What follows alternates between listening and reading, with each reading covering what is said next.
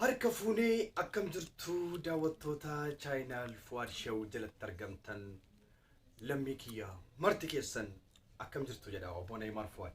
Egaa guyyaan irraa akka ayyaanatti akka Awurooppaatti jechuudha.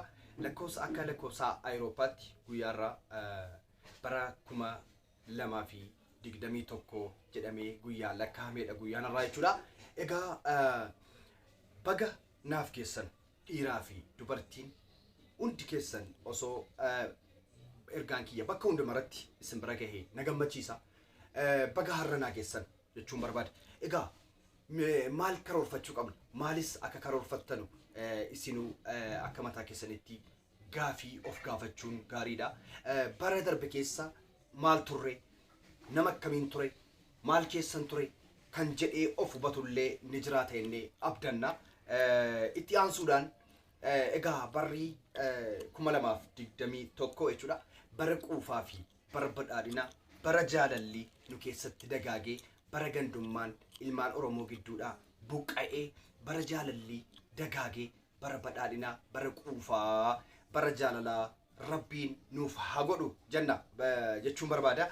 Itti aansuudhaan isinis baga wajjin geenye jechuun keessan hin oolu. Amiin jechuun barbaada. Isa dhufuurillee Rabbiin nu haa ga'u akkuma kanaan fayyaa keenyaan waan qabnu maraa wajjin jechuudha. Maatii keenya nagaatti Rabbii isin haa deebisu. Warri fagoo jirtan jechuudha. Warri biyya adda addaa jiraatan akkuma anaa kiyya akkuma anaa duraanii jechuudha. Biyya ormaa teessanii yaaduun keessan hin oolu. Ni yaada namni waa baay'ee yaada ilmi nama. Kanaafuu yaada keessan kana bara haaraa kana keessa Rabbiin isiniif haa baasu jechuun barbaada.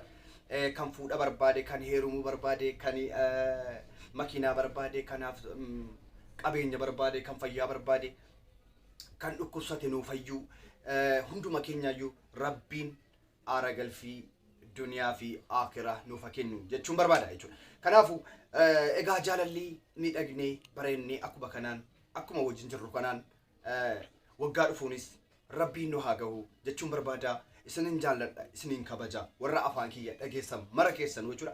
Lammii keenya kan bahaa fi dhihaa, kan kaabaa fi kibbaa isinin jaalladha. Bakka jirtanutti nagaa naa ta'a.